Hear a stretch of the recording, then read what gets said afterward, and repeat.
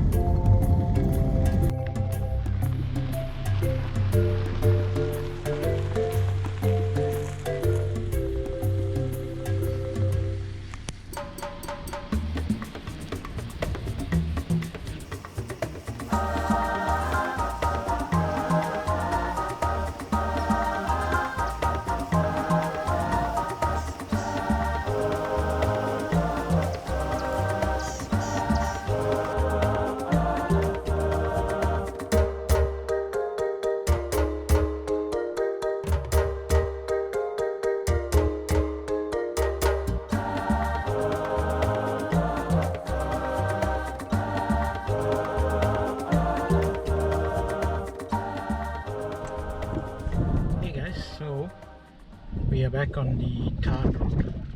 It was a good morning drive.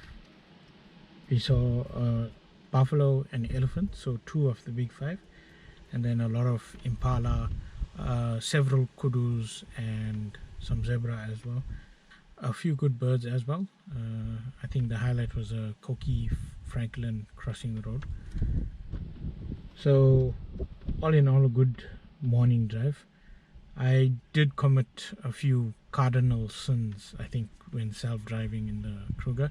I left the place I was staying too late, and then I got in too late, so it was already quite bright driving in. And then also I think I have given myself a lot of distance to cover, so it's just going after 11 now. And I must still stop for a bathroom break and something to drink and eat. And then lastly, talking about something to drink and eat, I packed my snacks in my snack box, but then I left it in the boot, and with no place to get out and actually get it out of the boot, I've been without my snacks since basically Orpen Gate. That was I think the biggest sin. Okay guys, so we just saw one lion. There's perhaps more lion in the bush as well. So that makes it big 3 this morning.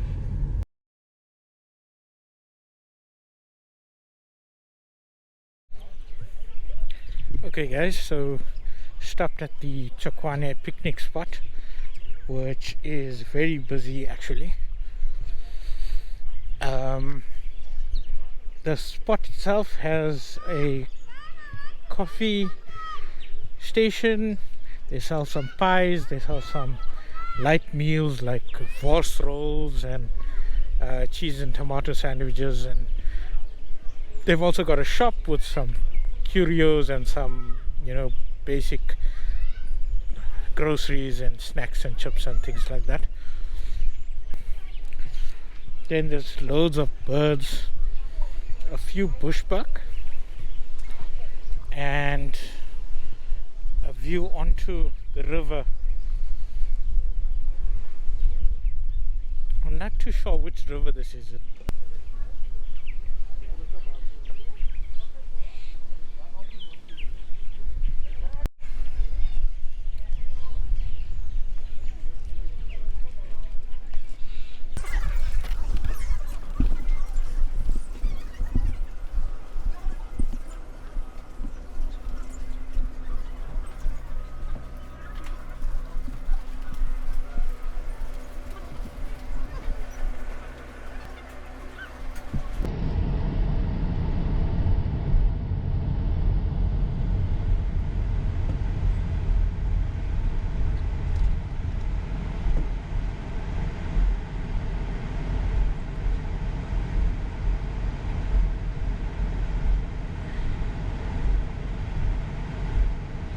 So guys, that river that runs past the TSHOKWANE picnic spot is not the Sabi River. I think we actually only crossing the Sabi River now. So that river was one of the smaller tributaries of the Sabi. I think it's called the Muniwini. Okay guys, so we checked in for the night. Just opened up the accommodation. I'm in a tented camp here in SKUKUZA.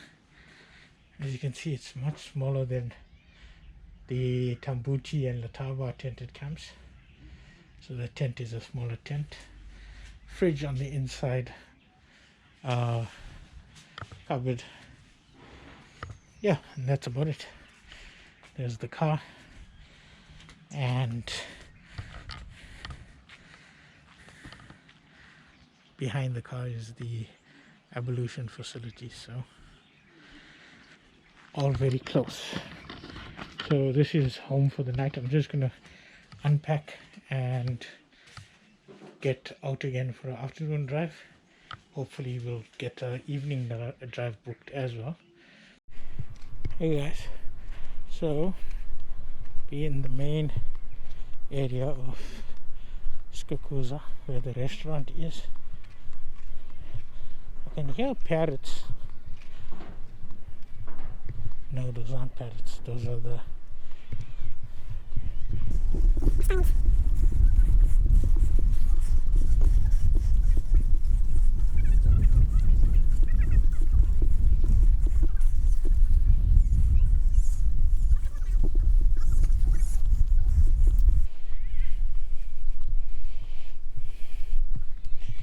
so there's the newest addition to the lodging.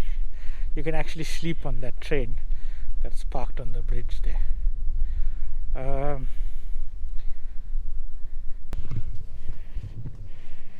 The shop at SKUKUZA is possibly the largest in the park, but then again, SKUKUZA is the largest camp in the park. It's almost a city.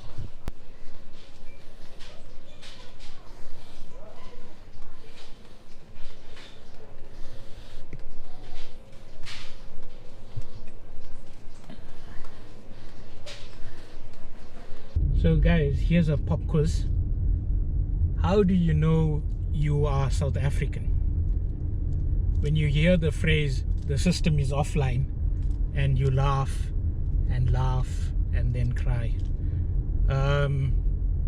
So I tried to book a night drive from SKUKUZA camp, and unfortunately when I got in, which was around 2 o'clock, the system was offline, and it meant that I spent about half an hour, okay, maybe it wasn't half an hour, maybe about 20 minutes just to get checked in.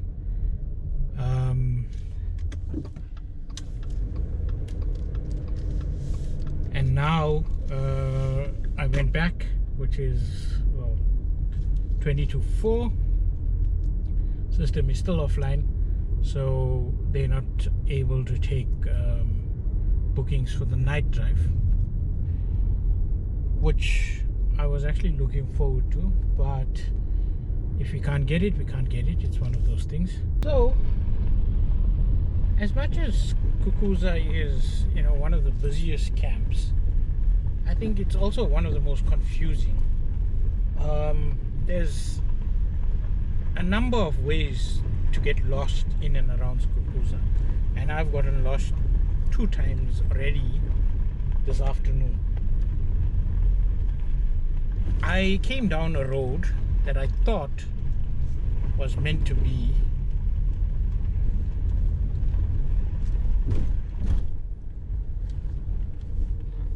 where am I? Back on the tar road now. Okay, so I came down the road and I thought I was meant to be across the river, but I think I took a turn too early and I ended up driving alongside the river in what is an unmarked road, and it's not even on the map. And now I'm back on the road I was on, heading towards Lower Sabi. I wanted to be on the 7K loop on the other side of the river, driving alongside the river. Now I'm not too sure whether I should turn around or just keep going down this road. Maybe it's a sign to just keep going, and let's see what we can see on this road.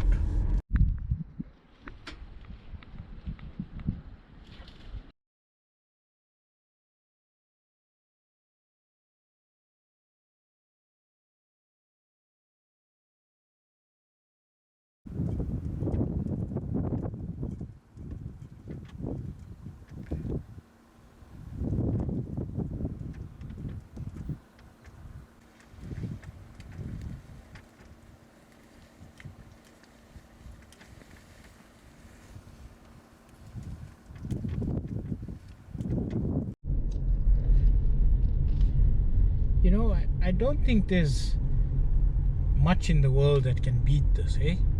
Driving down one of the roads in the Kruger Park, sun setting on your one side, the odd antelope or kudu, impala on the side of the road, birds going past. It's the middle of winter in South Africa, and it's 35 degrees at 5 o'clock, so I don't know how you get better than this. Anyway, it's about time that I head back towards KUKUZA now, so I'll be driving into the setting sun for a little bit. Saw a few elephants, a couple mothers with their small babies, and then crossing the Sabi River we got a little bit of a small herd down in the river bank eating the grass.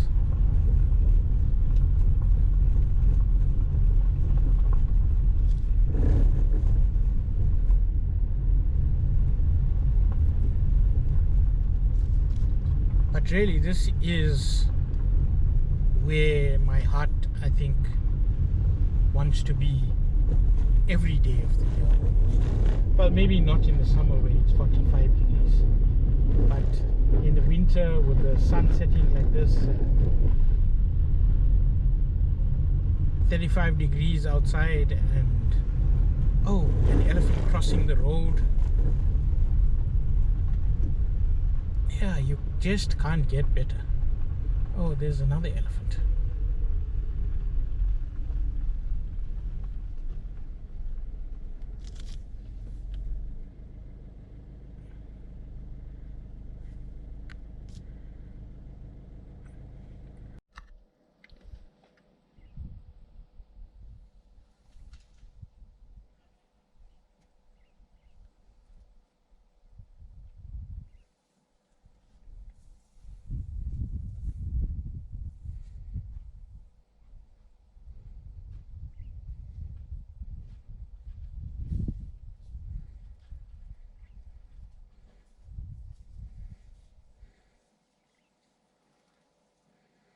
So that elephant just came past, sniffed the car, and then kept on walking.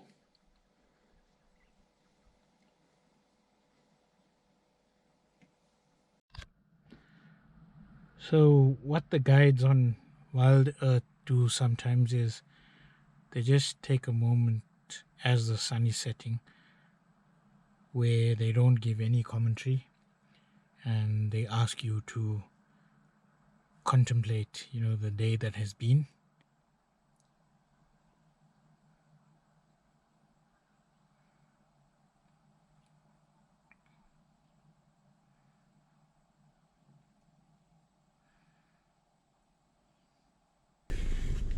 Morning, guys. How goes it? So last night I did manage to get out onto the night drive, but it turned out to be a bit of a bust. I think we only saw 2 hyenas and a few hippos walking around. Coming back to the camp, I did see a honey badger that was raiding the bins, so that's a cool sighting. Although, you don't want them to be habituated and inside the camps. So today is cloudy and windy, which isn't the best for game viewing, but what I'm gonna do is go on a little bit of a trundle down the road and do a mostly tarred section, and then possibly off onto one dirt section of road, and then see if I can't just camp out in the Lake Panic bird hide for a little while. So as you can see, it's all doom and gloom. The wind was really bad last night.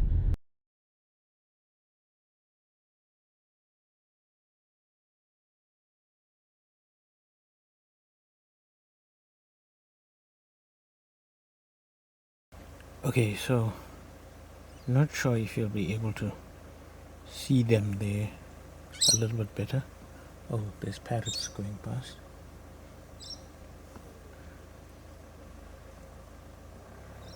So they've gone down. Oh, there's one walking on the ridge now.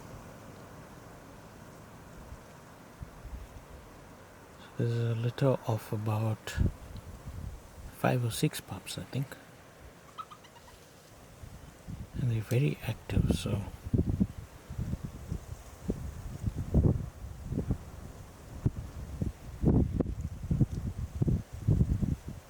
morning, guys. So I've come to the Lake Panic hide, and it's cold and it's dark and windy. Sorry, I just think I spotted a squawk heron. I must just confirm that. So yeah, because of the cold, not many bird species to be seen. I saw a fish eagle, a few pied kingfishers, and then a black crake along the edges, but other than that, nothing much to report.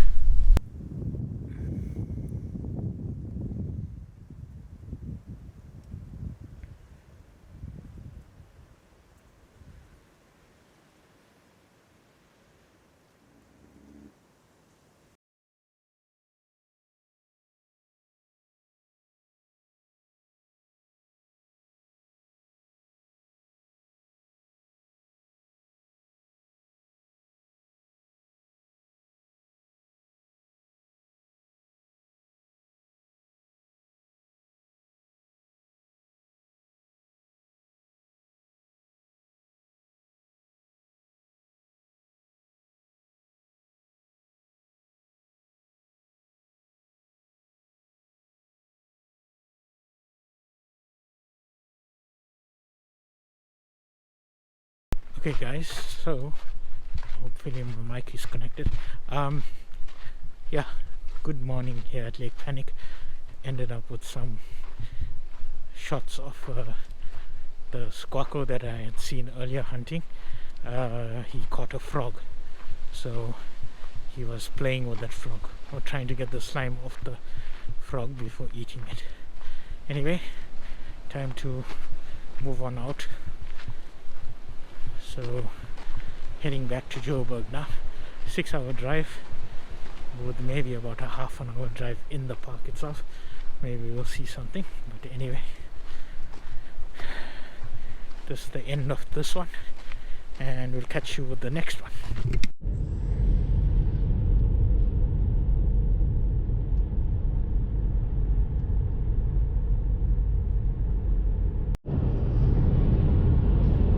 This is the dustiest I've ever seen Johannesburg has been. The particulate matter in the air is insane.